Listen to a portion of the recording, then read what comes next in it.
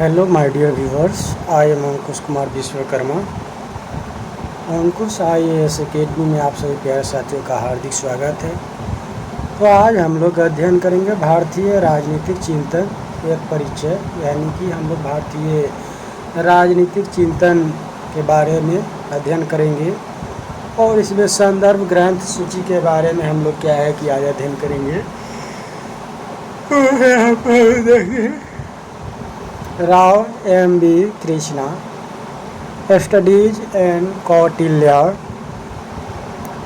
समस्त्रे और कौटिल्यस का अर्थशास्त्र, परमात्मा शरण, प्राचीन भारत में राजनीतिक विचार एवं समस्याएं, वर्मा B.P. प्राचीन भारतीय चिंतन, सहायक उपयोगी पाठ सामग्री, Beni Prasad, the state in ancient India, Shyamlal Pandey, Kautilya की राज व्यवस्था, निबंधात्मक प्रश्न, राजनीतिक चिंतन से क्या आशय है, भारतीय प्राचीन चिंतन के प्रमुख स्रोत बताइए, प्राचीन भारतीय राजनीतिक चिंतन की प्रमुख विशेषताएं बताइए, प्राचीन भारतीय राजनीतिक चिंतन क्या है, यह किस प्रकार पाश्चात्य चिंतन से भिन्न है, स्पष्ट कीजिए।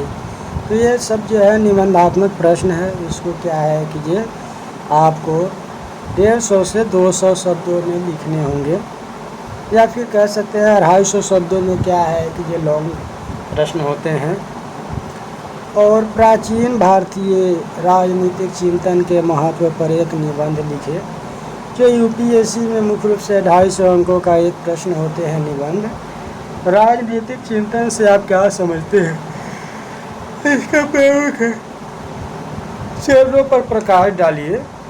तो ये सब मुख्य रूप से क्या है कि यदि आप सिविल सर्विस के एग्ज़ाम करते हैं तो इसको क्या है कि माइंड मैप के तौर पर परीक्षार्थियों से क्या है कि यह उम्मीद की जाती है कि वह बेहतर से बेहतर निबंध लिखने में सक्षम हो। तो चलिए फिर आगे हम लोग बढ़ते हैं। तो यहाँ पर राजनीतिक चिंतन से आप क्या समझते हैं, इसके प्रमुख चरणों पर प्रकाश डालिए, ये भी दिया जा सकता है। प्राचीन राजनीतिक चिंतन के विकास पर निबंध लिखिए। फिर आगे है मनु के बारे में है, इकाई 2 यानी अध्याय 2 में हम लोग पढ़ेंगे कि मनु ने आखिर क्या कहा है। मनु भी एक भारतीय प्राचीन यानी कि राजनीतिक चिंतक है। प्रस्तावना, उद्देश्य, सामान्य परिचय, राज्य की उत्पत्ति संबंधी विचार, राजा संबंधी विचार, शासन संबंधी विचार, प्रादेशिक शासन संबंधी विचार, विधायिका संबंधी विचार, कानून, न्याय एवं दंड संबंधी विचार, कर व्यवस्था संबंधी विचार, विदेश नीति मान्य सिद्धांत। फिर है सरगुण नीति, मनु एवं कौटिल्य, एक तुलना, मूल्यांकन, सारांश, शब्दावली, अभ्यास, प्रश्नों के उत्तर, संदर्भ ग्रंथ सूची, सहायक उपयोगी पाठ्य सामग्री, निबंधात्मक प्रश्न। फिर है प्रस्तावना। इससे पहले की इकाई में हमने प्राचीन भारतीय राजनीतिक चिंतन के बारे में अध्ययन किया है, जिसमें यह एस्पेक्ट होता है कि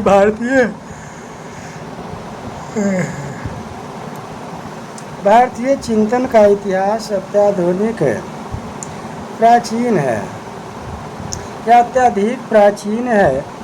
यह वैदिक काल से प्रारंभ होकर भारत में इस्लामिक शासन तक माना जाता है, जबकि भारतीय चिंतन के विषय में पाश्चात्य समीक्षकों की दृष्टि सकारात्मक नहीं रही है। इसके बावजूद भारतीय चिंतन न केवल यथार्थवादी है, वरन यह बहुत हद तक आधुनिक भी है। इस इकाई में हम मनु के राज्य की उत्पत्ति संबंधी विचार तथा राजा और उसके शासन के संबंध में, जिसमें प्रादेशिक शासन का अध्ययन करेंगे। यही नहीं, इसके आगे हम मनु के विधायिका संबंधी विचार, कानून, न्याय एवं दंड और कर व्यवस्था के संबंध में अध्ययन करते हुए विदेश नीति का भी अध्ययन करेंगे। अंततः हम मनु एवं कौटिल्य का तुलना अध्ययन या तुलनात्मक अध्ययन प्रस्तुत करेंगे। उद्देश्य इस इकाई में इकाई के अध्ययन के उपरांत हम मनु के राज की उत्पत्ति संबंधी विचार का अध्ययन कर सकेंगे। राजा और उसके शासन के संदर्भ में जिसमें प्रादेशिक शासन का अध्ययन करेंगे। विधायिका संबंधी विचार, कानून, न्याय एवं दंड और कर व्यवस्था के संबंध में अध्ययन, विदेश नीति का भी अध्ययन करेंगे। मनु एवं कौटिल्य का तुलनात्मक अध्ययन करेंगे। सामान्य परिचय। प्राचीन भारतीय चिंतन में सर्वाधिक महत्वपूर्ण चिंतन मनु का माना जाता है। उन्होंने अपनी रचना मनुस्मृति में राजनीति चिंतन प्रस्तुत किया है। विभिन्न विद्वान इस बात को स्वीकार करते हैं कि धर्म विषय समस्त ज्ञान मनु के द्वारा प्रारंभ किया गया। मनुस्मृति को हिंदू समाज की व्यवस्था की आधारशिला माना जाता है। प्राचीन धर्म शास्त्रों में मनु स्मृति का सर्वाधिक महत्व। मनुस्मृति के रचना काल के संदर्भ में विद्वानों में मतभेद नहीं है। महाभारत में भी कई स्थानों पर मनु का उल्लेख आता है। डॉक्टर बीसी सरकार मनुस्मृति को ईसा से 150 वर्ष पूर्व की रचना मानते हैं, या फिर कह सकते हैं कि और सारे बुक में और सारे थिंकर के अनुसार यानी कि ईसा पूर्व यानी 300 ईसा पूर्व यानी कि माना जाता है, 200 ईसा पूर्व के बीच माना जाता है, लेकिन यहाँ पर कहा गया है कि 150 वर्ष पूर्व की रचना मानते हैं। मैक्स मुलर इसे 4वीं शताब्दी के बाद की रचना मानते हैं। 4वीं शताब्दी के बाद यानी कि ईसा यानी ईसा मसीह के 400 साल बाद की मानते हैं।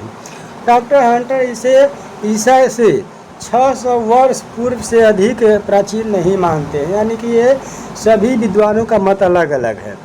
कुछ विद्वान इसे रामायण एवं महाभारत काल की रचना मानते हैं। फ्रांसीसी विद्वान रेने गिनो मनु शब्द को ऐतिहासिकता से जोड़ने के पक्षधर नहीं है। उनका मानना है कि मनु की उत्पत्ति मूल धातु मन से हुई है, जिसका अर्थ है चिंतन, मनन और सार्वभौम बुद्धि तथा विचार। मन धातु से ही मनु तथा मानव की उत्पत्ति हुई है। रेने गिनो का मत है कि जिस प्रकार वेद की रचना का काल निर्धारित नहीं है, उसी प्रकार स्मृति की उत्पत्ति के संबंध में प्रयास भी निरर्थक है।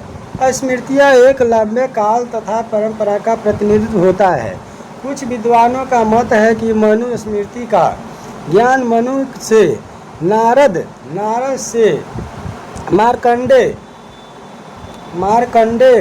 मार्कंडे से मनुस्मृति या स्मृति यानी कि मार्कंडे से स्मृति भार्गव से भृगु ऋषि को प्राप्त हुआ। भृगु ऋषि के द्वारा ही मनुस्मृति का संकलन हुआ। इसके रचना काल के संदर्भ में मतभेद अवश्य है, परंतु एक विधि ग्रंथ, नियामक ग्रंथ के रूप में इसकी मान्यता पर सर्वसम्मति है। भारत में गौतम एवं बृहस्पति ने इसको सर्वश्रेष्ठ बताया। जर्मन विद्वान ने तो एक स्थान पर लिखा है कि मनुस्मृति बाइबल की अपेक्षा कहीं अधिक अनुपम, उत्कृष्ट और बौद्धिक ग्रंथ है। मैकेंजी ब्राउन के शब्दों में यह हिंदू कानून का सर्वाधिक प्राचीन ग्रंथ है।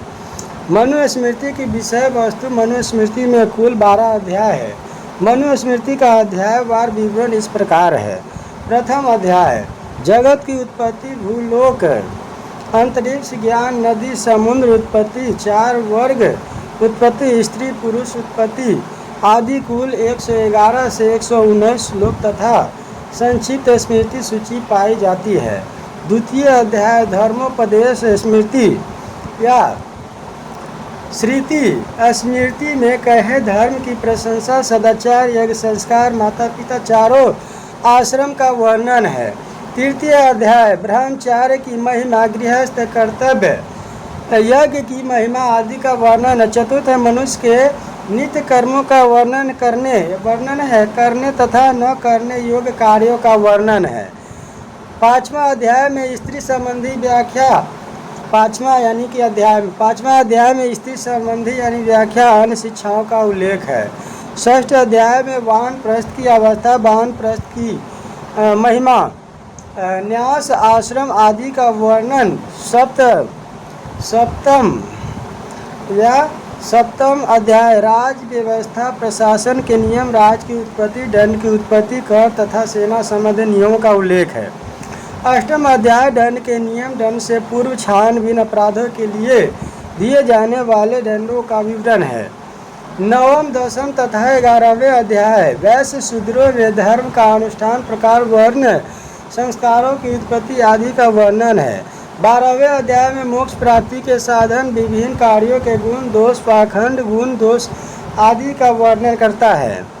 राज की उत्पत्ति विचार, मनुस्मृति के 7वें अध्याय में राज संबंधी विचार प्रस्तुत किए गए हैं।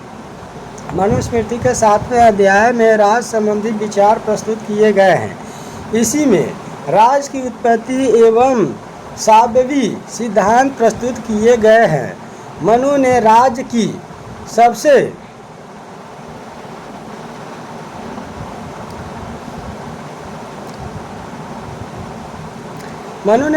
की उत्पत्ति ईश्वर के द्वारा मानी है। ईश्वर में कई जगह सामाजिक अनुबंध सिद्धांत का भी अभ्यास किया है। मनु स्पष्ट कहता है कि राज के पूर्व मानव की स्थिति कष्टपूर्ण असहनीय थी।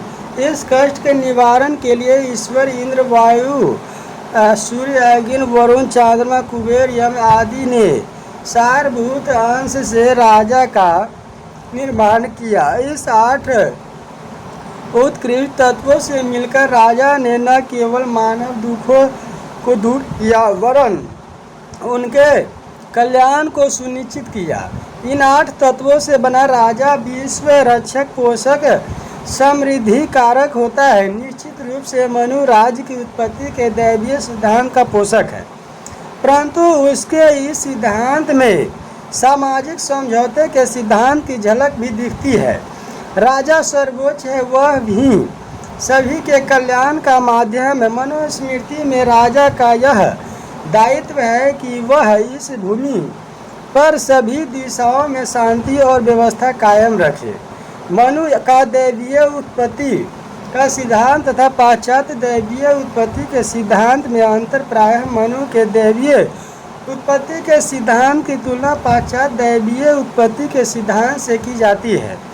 इन दोनों में काफ़ी अंतर दिखता है। पाश्चात्य विद्वानों ने दैवीय उत्पत्ति के सिद्धांत के द्वारा राजा को निरंकुश सत्ता प्रदान की है। मनु राजा को निरंकुश सत्ता का पक्षधर नहीं है। मनु ने राजा को धर्म, नैतिकता के अधीन रखा है। उसने इस बात पर बल दिया है कि राजा सदा प्रजा का पालन करे तथा उसकी रक्षा करे। राजा को देव का अंश बताया गया है, परंतु इसमें उसके गुणों पर, योग्यता पर बल दिया गया है, न कि उसके अधिकार, शक्तियों एवं मनमानी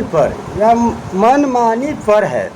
यहाँ पर मोरवानी का कथन प्रासंगिक लगता है कि राजा को समझना चाहिए कि वह धर्म के नियमों के अधीन है। कोई भी राजा धर्म के विरुद्ध व्यवहार नहीं कर सकता है।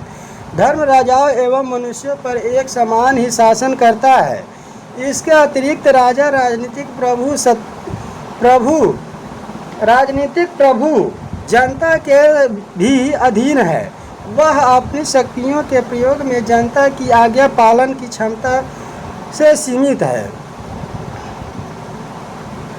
सालेटोर के शब्दों में मनु ने निसंदेह यह कहा है कि जनता राजा को गद्दी से उतार सकती है और उसे मार भी सकती है। यदि सालेटोर के शब्द में मनु ने निसंदेह यह कहा है कि जनता राजा को गद्दी से उतार सकती है और उसे मार भी सकती है, यदि एवं अपनी मूर्खता से जनता को सताता है। मनु ने स्पष्ट किया है कि राजा सभी नियमों एवं कानूनों से बंधा है। वह विशिष्ट है, परंतु साधारण मनुष्यों की तरह दंड भोगता है। उसका कहना है कि यदि किसी अपराध में दंड 1 पन है तो राजा के भंग करने पर उसे 100 पन दंड दिया जाना चाहिए, क्योंकि राजा अधिक विद्वान एवं योग्य है। इसके अतिरिक्त राजा का प्रशिक्षण दिनचर्या उसे निरंकुशता की ओर नहीं जाने देता है। इस प्रकार से स्पष्ट हो जाता है कि दैवीय उत्पत्ति सिद्धांत अपनाए जाने के बावजूद भी मनु का राजा निरंकुश, स्वेच्छाचारी तथा अत्याचारी नहीं है। उसके ऊपर कानून, नैतिकता एवं मर्यादा का नियंत्रण है।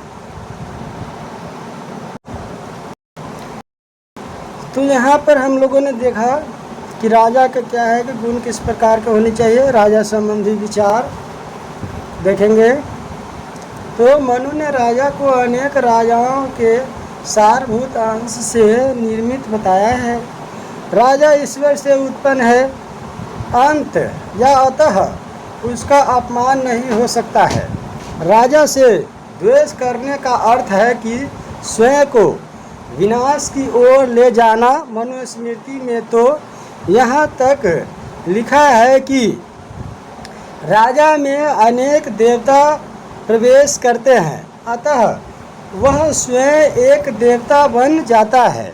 मनुस्मृति के अनुसार ऐसा राजा इंद्र अथवा विद्युत के समान ऐश्वर्यकर्ता, पवन के समान सबके प्राणावत प्रिय तथा हृदय की बात जानने वाला, यम के समान पक्षपात रहित न्यायाधीश, सूर्य के समान न्याय, धर्म तथा विद्या का प्रकाश, अग्नि के समान दुष्टों को भस्म करने वाला, वरुण के समान दुष्टों को अनेक प्रकार से बांधने वाला, चंद्र के समान श्रेष्ठ पुरुषों को आनंद देने वाला तथा कुबेर के समान कोष भरने वाला होना चाहिए।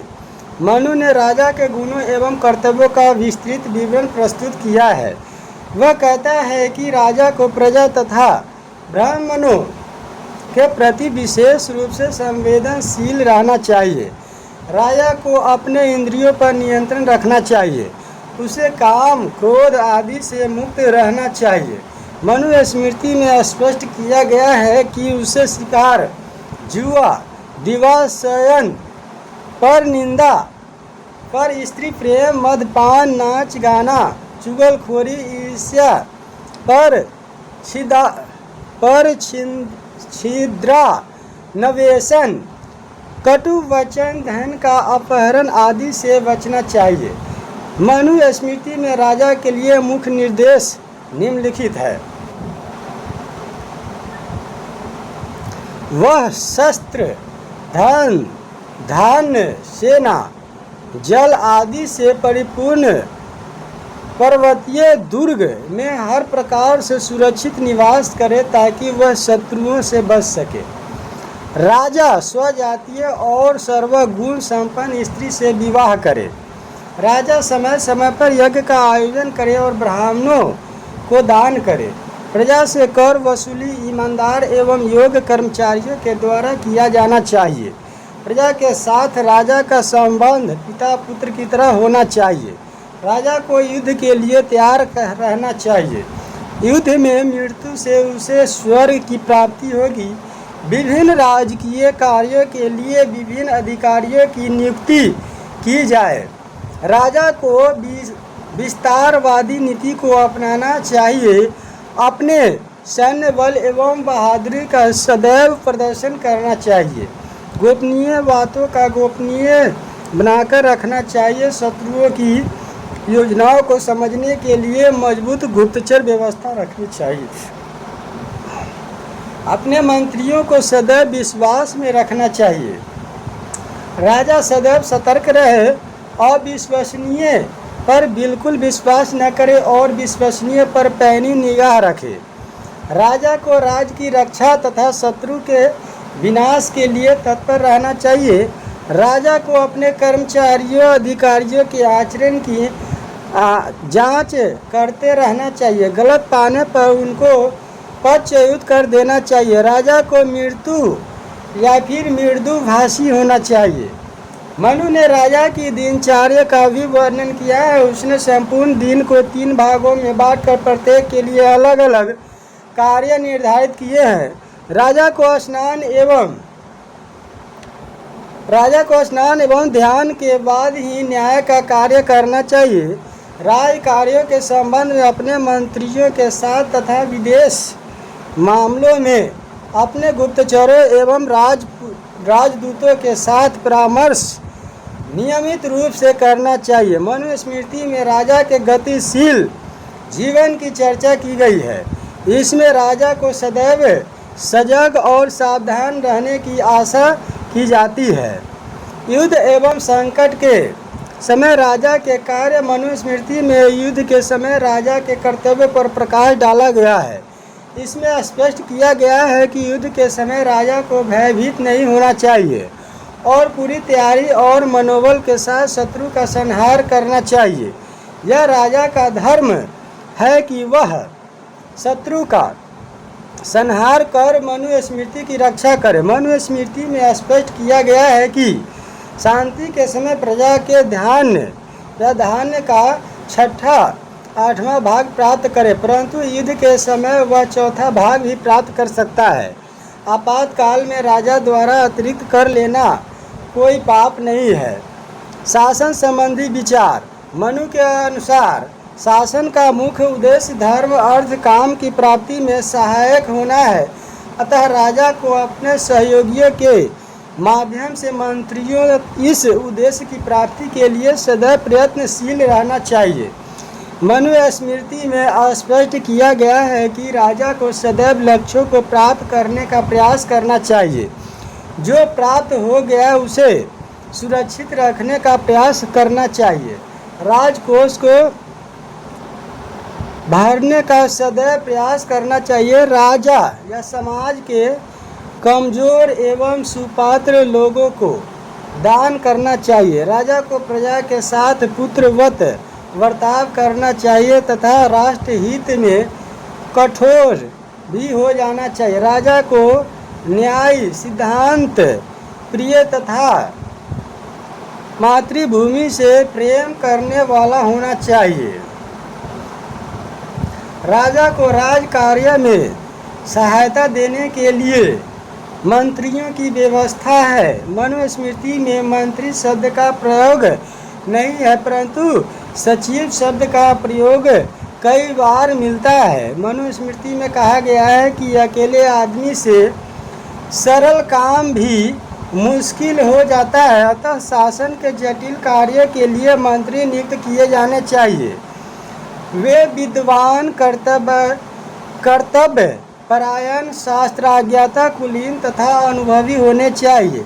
वह शासन कार्य में एकांत में तथा अलग अलग तथा आवश्यकता अनुसार संयुक्त मंत्रणा करनी चाहिए।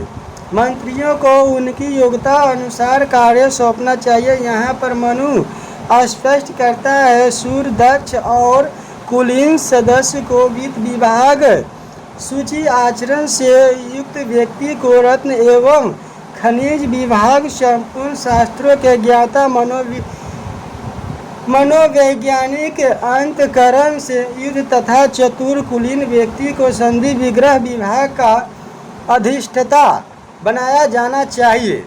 मंत्री परिषद के अमात्य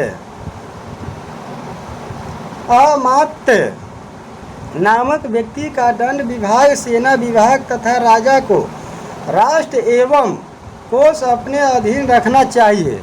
इनमें से वह ब्राह्मणों को विशेष महत्व देने पर बल देता है। उसका मत है कि इस पृथ्वी पर जो कुछ भी है वह ब्राह्मण ही है। ब्रह्मा का ज्येष्ठ एवं श्रेष्ठ पुत्र है। ब्राह्मण ब्रह्मा का ज्येष्ठ एवं श्रेष्ठ पुत्र है। मनु की मान्यता है कि मंत्रणा अत्यंत गोपनीय होनी चाहिए। वह इसके लिए मध्याह्न अथवा आधी रात को इसके लिए उपयुक्त मानता है। मनुस्मृति से यह भी पता चलता है कि उस समय मंत्रियों का राजा के प्रति उत्तरदायित्व, मंत्रणा की गोपनीयता, मिलकर निर्णय लेने की भावना तथा मंत्रियों में विभागों के बंटवारे की व्यवस्था विकसित हो गई थी। प्रशासनिक कार्यों के संचालन के लिए वह योग्य, अनुभवी तथा ईमानदार कर्मचारी की नियुक्ति का पक्षधर है। भ्रष्ट अधिकारियों पर पैनी निगाह रखते हुए उनके विरुद्ध कठोर कार्रवाई करने चाहिए। कर्मचारियों एवं महत्वपूर्ण पदाधिकारियों पर नजर रखने के लिए गुप्तचर व्यवस्था को प्रभावी बनाया जाना चाहिए। राजदूत के संबंध में मनु ने स्पष्ट किया है कि निर्भीक प्रकृति के सुवक्ता देश काल पहचानने वाले, हृदय एवं मनोभाव को पहचानने वाले, विविध लिपियों के ज्ञाता तथा विश्वास पात्र को राजदूत बनाया जाना चाहिए। प्रादेशिक प्रशासन संबंधी विचार। मनु ने प्रशासनिक व्यवस्था संबंधी निर्देश अपनी पुस्तक मनुस्मृति में दिए हैं। मनु का स्पष्ट मत है कि राजा 2, 3, 5 और 100 गांवों के बीच अपना राज स्थान स्थापित करे तथा यहाँ शांति और व्यवस्था बनाए रखने के लिए योग्य कर्मचारी नियुक्त करे। मनुस्मृति में राज्य को क्षेत्रीय आधार पर पुर तथा राष्ट्र को विभाजित किया गया है। पुर या दुर्ग से आश्रय राजधानी से है। पुर या दुर्ग से आश्रय राजधानी से है, जो चारों ओर से सुरक्षित सुविधाओं से पूर्ण तथा स्वस्थ भूभाग में बसाई जानी चाहिए। शासन को व्यवस्थित रूप से संचालित करने के लिए राष्ट्र को छोटी बड़ी बस्तियों में विभाजित करना चाहिए। मनुस्मृति में स्पष्ट रूप से 1 ग्राम, 10 ग्राम, 100 ग्राम तथा 1000 ग्रामों की अलग अलग संगठनों की व्यवस्था है। ग्राम शासन की सबसे छोटी इकाई है। इसके अधिकारी को ग्रामी कहा जाता है। मनु के अनुसार ग्रामी का मुख्य कार्य शांति और व्यवस्था बनाए रखना है। इसको ही राजस्व एकत्र कर 10 ग्रामों के अधिकारी के पास भेजना है। 10 ग्रामों के अधिकारी को 10 ग्रामपति कहा जाता है। 20 ग्राम के अधिकारी को 20 संति, 100 ग्रामों के अधिकारी को सती तथा 1000 ग्रामों के पति को सहस्त्रपति कहा जाता है। 1000 ग्रामों के पति को सहस्त्रपति कहा गया है। इन सभी अधिकारियों के कार्यों के निरीक्षण उच्च अधिकारी करता है। प्रत्येक अधिकारी के वेतन का भी उपयोग मनुस्मृति में मिलता है। ग्रामों के अतिरिक्त नगरों के प्रशासन की भी व्यवस्था की गई है। नगर अधिकारी को स्वचिंतक नाम दिया गया है। विधायिका परिषद। मनु ने कार्यपालिका के साथ ही विधायिका अथवा परिषद का उल्लेख किया है। परिषद का अर्थ विधायिका से लिया जाता है। मनुस्मृति में स्पष्ट किया गया है कि परिषद में 3 से 10 तक सदस्य होने चाहिए। इन सदस्यों में से 3 वेदों के जानकार होने चाहिए। वेदों की जानकारी के साथ राष्ट्रीय नीतियों को क्रियान्वित करने की क्षमता भी होनी चाहिए। यहाँ पर मोरवानी का कथन महत्वपूर्ण है। परिषद ऐसे विद्वान व्यक्तियों से मिलकर बननी चाहिए जिन्होंने वेदों टीकाओं का अध्ययन किया हो, जो अपने तर्कों के संबंध में प्रमाण देने में सक्षम हो। मनुस्मृति में कुल जातियाँ, जाति, श्रेणी और जनपद नामक जनता की संघीय व्यवस्था या संस्था का भी उल्लेख किया। इसमें यह भी बताया गया है कि इन संस्थाओं द्वारा बनाए गए नियमों के वह स्वीकृति प्रदान करे। कानून, न्याय एवं दंड संबंधी विचार। मनुस्मृति में सदैव राजा के न्यायपूर्ण आचरण पर बल दिया गया है। न्याय की ही दंड का आधार है। मनु का यह मानना था कि दंड के भय के कारण ही लोग स्थिर रहते हैं।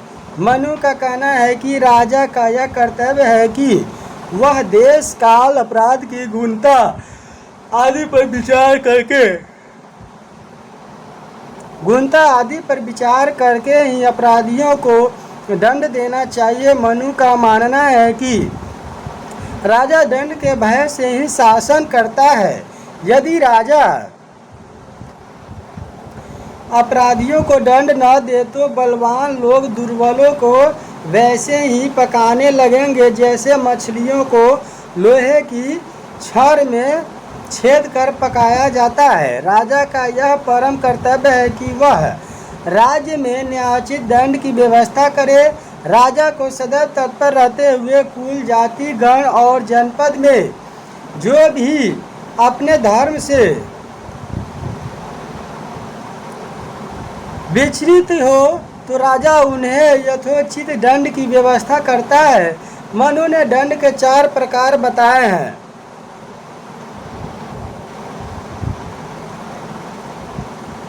घीघ दंड, वाग दंड, धन दंड और वध दंड।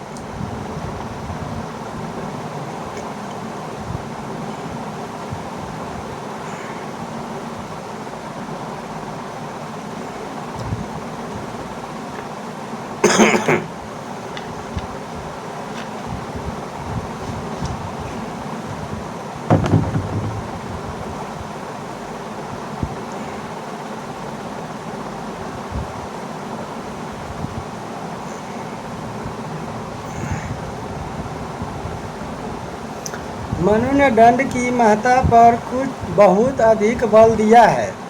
उसकी मान्यता है कि दंड के अभाव में राज्य एक क्षण भी नहीं चल सकता है। मनु दंड को सामाजिक जीवन का आधार मानता है। वह दंड के महत्व को निम्नलिखित तर्कों के द्वारा सिद्ध करता है। दंड सभी मनुष्यों का रक्षक होता है, यही कारण है कि सभी उसका पालन करते हैं। यह सर्वोच्च एवं सर्वशक्तिमान होता है। दंड की संपूर्ण सामाजिक व्यवस्था की रक्षा एवं देखभाल करता है। दंड राज्य की संपत्ति की रक्षा तथा वृद्धि के लिए अनिवार्य है।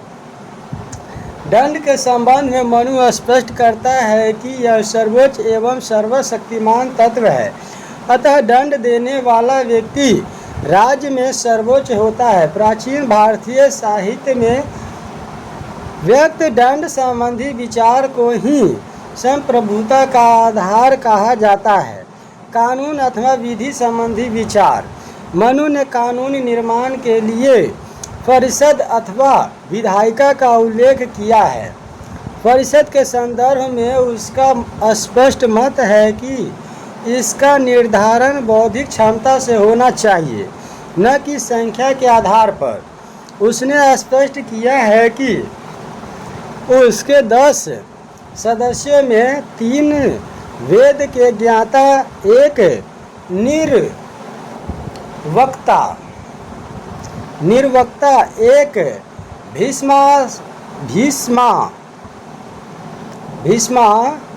साकर, एक निःशक्त, एक धर्मशास्त्र का कहने वाला तथा 3 व्यक्ति मुख्य व्यवसायों के होने चाहिए। मनु यह भी स्पष्ट करता है कि यदि ऐसे 10 व्यक्ति न मिले तो योग्य वेदों के जानकार 3 व्यक्ति ही काफ़ी है। न्याय संबंधी विचार। मनु स्मृति में न्याय व्यवस्था का विस्तृत विवेचन किया गया है। मनु के अनुसार सामान्यतः 2 प्रकार के विवाद होते हैं। हिंसा के कारण उत्पन्न विवाद तथा धन संबंधी विवाद। मनु का मानना है कि राजा को स्वयं विवादों का समाधान करना चाहिए। यदि वह स्वयं न कर पाए तो योग्य ब्राह्मण को नियुक्त किया जाना चाहिए। राजा द्वारा नियुक्त ब्राह्मण भी ऐसे 3 अन्य व्यक्तियों के साथ न्यायालय में न्याय करना चाहिए। मनु अपेक्षा करता है कि सभी विवादों का निर्णय पूर्ण निष्पक्षता से करना चाहिए। यदि सत्य असत्य से पराजित होती है तो उसके सदस्य भी पाप से नष्ट हो जाते हैं। मनु की स्पष्ट मान्यता थी कि न्यायाधीश वेदों का जानकार ब्राह्मण व्यक्ति को ही होना चाहिए। शूद्रों को यह महत्वपूर्ण दायित्व नहीं देना चाहिए। न्यायाधीशों को शारीरिक भाषा, मुख्य संकेत तथा मनोविज्ञान समझने की क्षमता रखनी चाहिए। जहाँ पर निर्णय हो उस स्थान का सभा कहा जाता है। सभा के न्यायाधीश को सत्य की रक्षा के लिए दृढ़ प्रतिज्ञा होना चाहिए। सत्यता की जांच करने के लिए लिखित युक्ति तथा साक्षी आदि का परीक्षण करना चाहिए। मनु ने प्रमाणों को भी दो भागों में बांटा है, मनुष्य प्रमाण, दिव्य प्रमाण। मनुष्य प्रमाण, मनु ने मनुष्य प्रमाण को 3 भागों में बांटा है। ये मुख्य रूप से लिखित युक्ति तथा साक्षी देते हैं। मनु आगे स्पष्ट करते हैं कि लिखित प्रमाणों को सर्वाधिक महत्व होता है। इसमें भी यह देखना चाहिए कि बलपूर्वक तो कोई लिखित प्रमाण तैयार नहीं कराया गया है।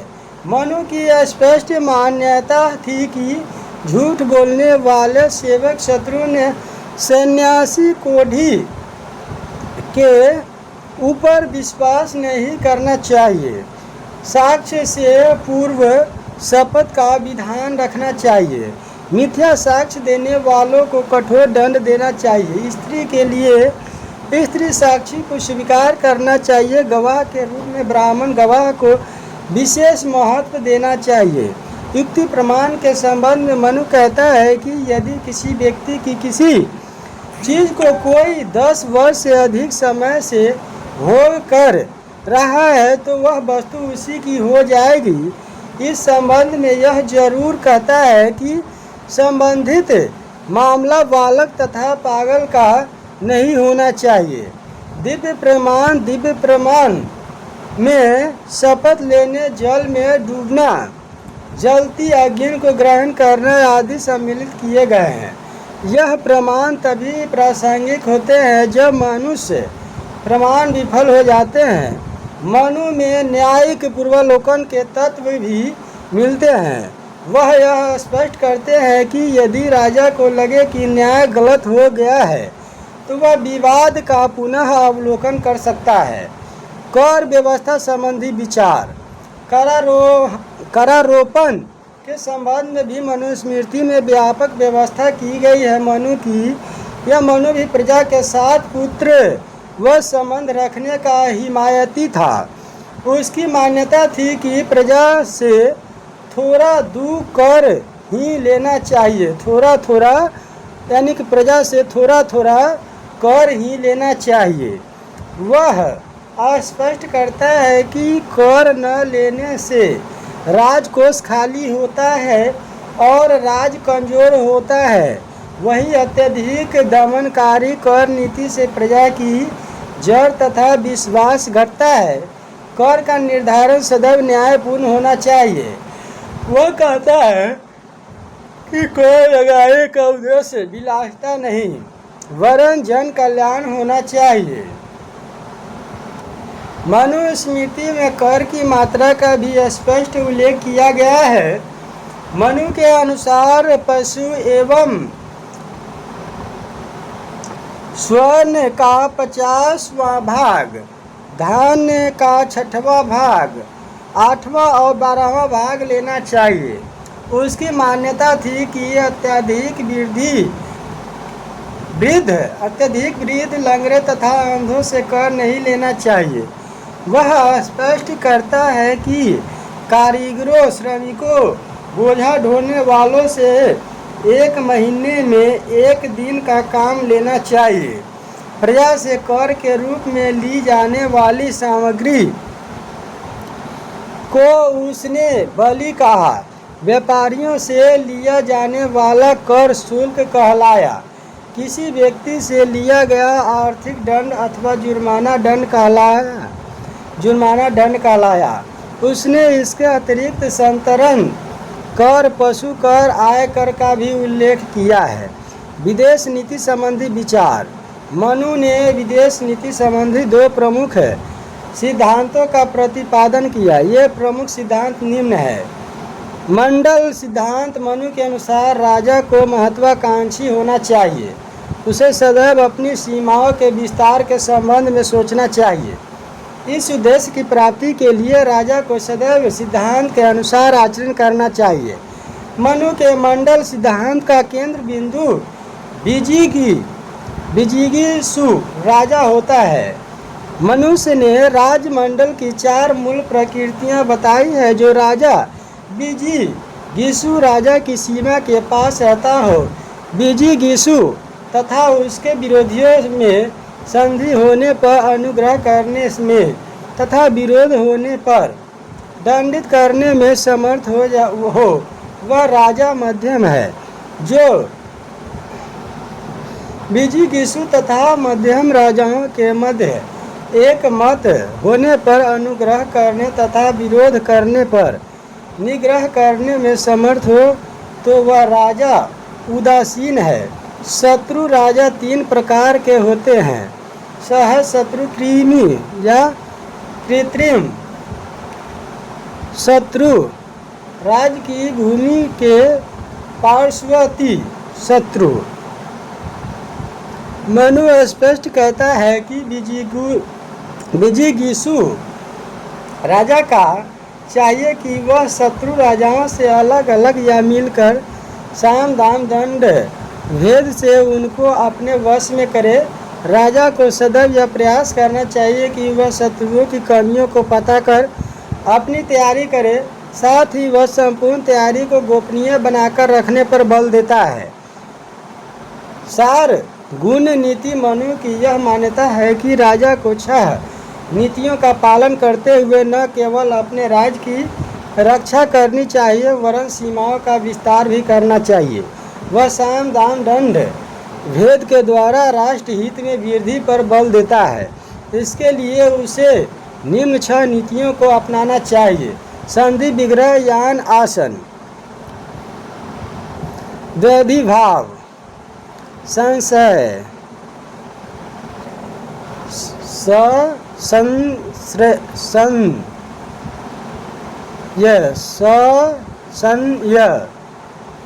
संश्रय।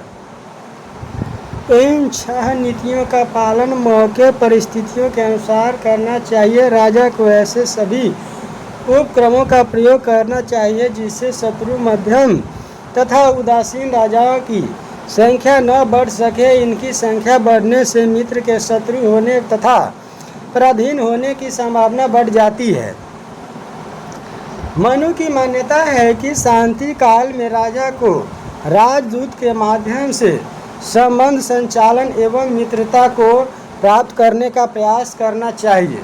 राजदूत के ऊपर ही 2 राज्यों के बीच अच्छे संबंध बनाने की जिम्मेवारी होती है।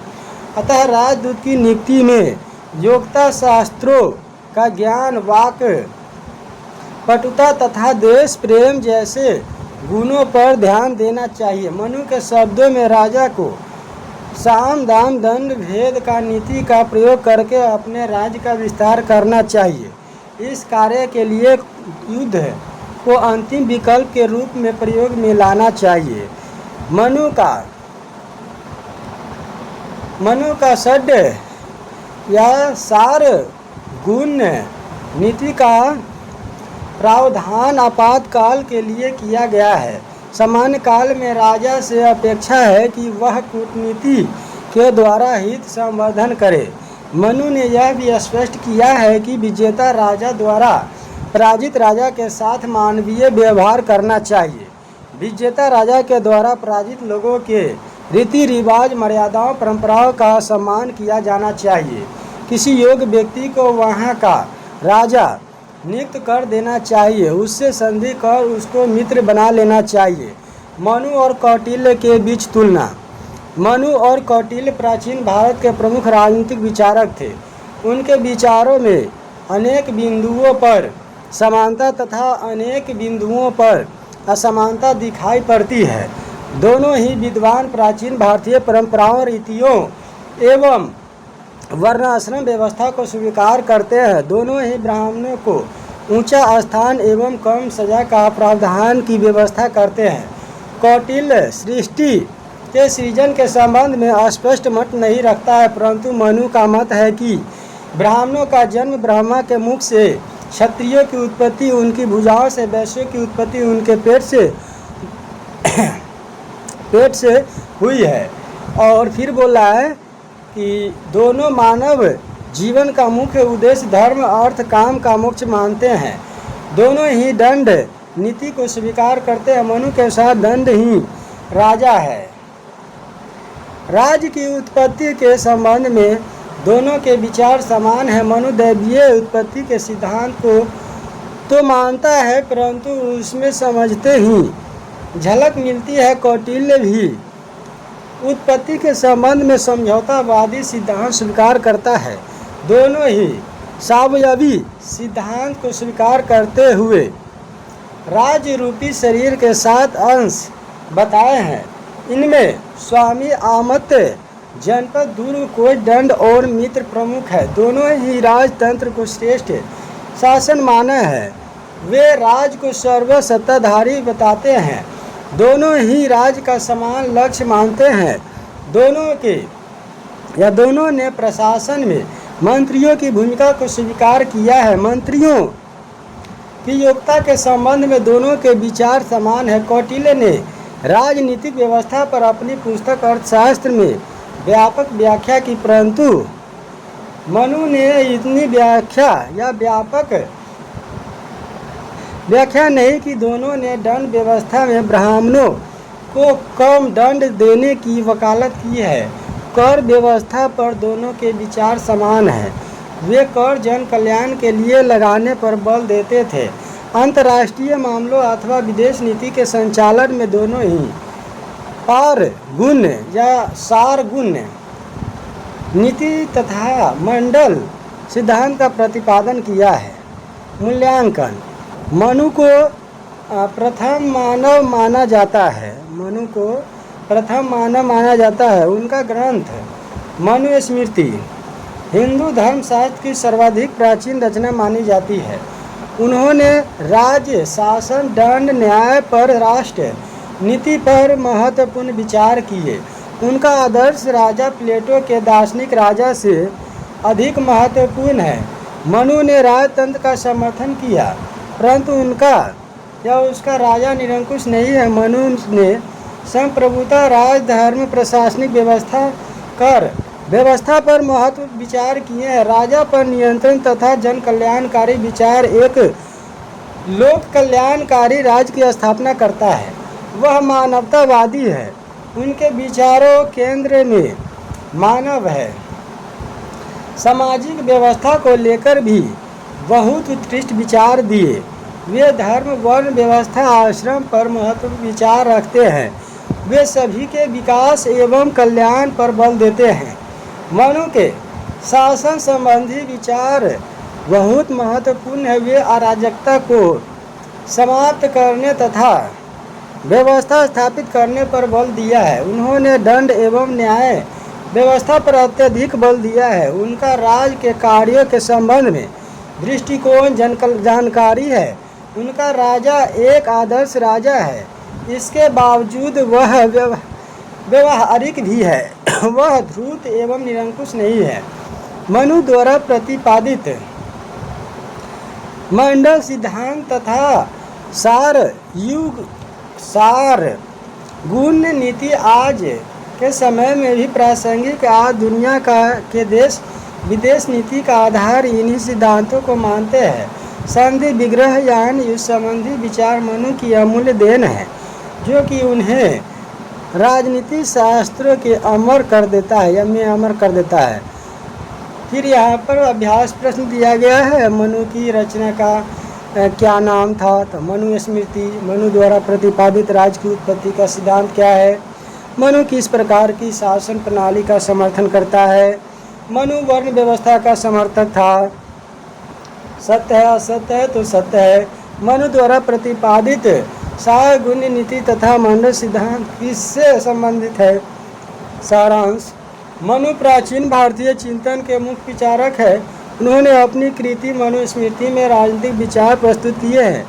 मनु ने राज की उत्पत्ति के संबंध में दैवीय उत्पत्ति के सिद्धांत को अपनाया है। उनका दैवीय उत्पत्ति का सिद्धांत में समझौतावादी तत्व मिलते हैं। मनु ने राजतंत्र का समर्थन किया, परंतु उनका शास्त्र या शासक नियंत्रण विहीन न होकर संयमित है। उसे आशा की जाती है कि वह कानूनों का पालन करे तथा रीतियों एवं परंपराओं से संयमित है। राज के संबंध में मनु राज्य रूपी शरीर की बात करता है।